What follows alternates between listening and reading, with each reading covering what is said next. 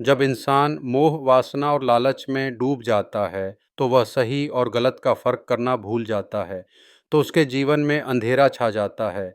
लेकिन जब वह अंधेरे में भोलेनाथ को पुकारता है, तो शिव उसे केवल माफ नहीं करते हुए उसे नया जन्म देते हैं। ऐसा ही कुछ हुआ सोनम के जीवन में। घटना घाटी सोनम हरियाणा की एक पढ़ी लिखी खूबसूरत युवती थी।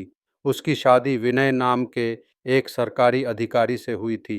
विनय शांत स्वभाव का और सादा जीवन जीने वाला व्यक्ति था, मगर सोनम के दिल में ऐसी स्थिरता नहीं थी। उसे शौक था दिखावे का, आधुनिक जीवन का।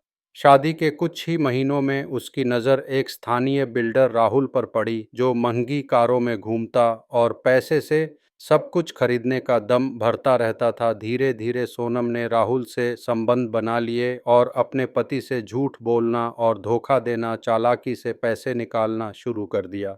कुछ महीनों में राहुल ने सोनम को भड़काया कि अगर उसका पति रास्ते से हट जाए तो वे दोनों साथ विदेश जा सकते हैं और नई जिंदगी शुरू कर सकते हैं। सोनम की सोचने और समझने की क्षमता मर चुकी थी। उसने नशे में डूबे राहुल को यह कहने की इजाज़त दी, जो करना है कर डालो, बस विनय की सूरत अब और नहीं देखनी। एक रात विनय की हत्या कर दी गई। पुलिस ने इसे लूटपाट का मामला बताकर फाइल बंद कर दी, लेकिन एक विवेक जो सब देखता है वो कभी चुप नहीं रहता, और वो विवेक है महादेव।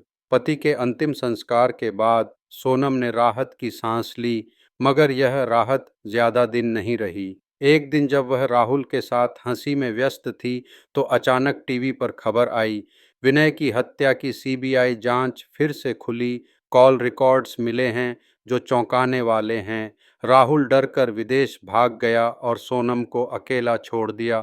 तब सोनम को समझ आया, मैंने जिसे प्रेम समझा वह छल था, और जिसे नज़रअंदाज किया वह मेरा सच्चा भाग्य था। रातों की नींद उड़ गई, आत्मग्लानि के आंसू सूख गए। कानून की गिरफ्त करीब आती जा रही थी।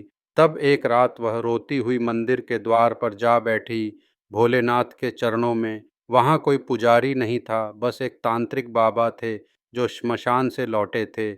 उन्होंने सोनम को देखकर कहा, तूने बहुत पाप किया है बेटी, लेकिन महादेव पाप का नाश नहीं करते, वे पापी का शुद्धिकरण करते हैं।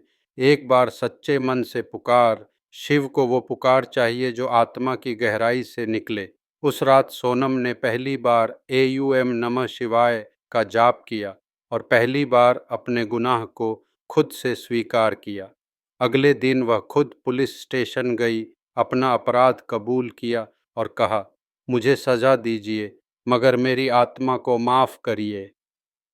अदालत ने उसे सजा दी, मगर जेल में उसके जीवन की असली शुरुआत हुई। वहाँ उसने शिव महिम्न स्तोत्र, रुद्राष्टक और शिव तांडव का पाठ शुरू किया। धीरे धीरे वह बाकी कैदियों की जीवन शैली सुधारने लगी। आज भी वह जेल की लाइब्रेरी में हर सोमवार शिव दर्शन सत्र कराती है। उसने जेल में रहते हुए 11 शिवलिंग बनवाए, जिनमें से एक पर आज भी कैदियों की कतार लगती है।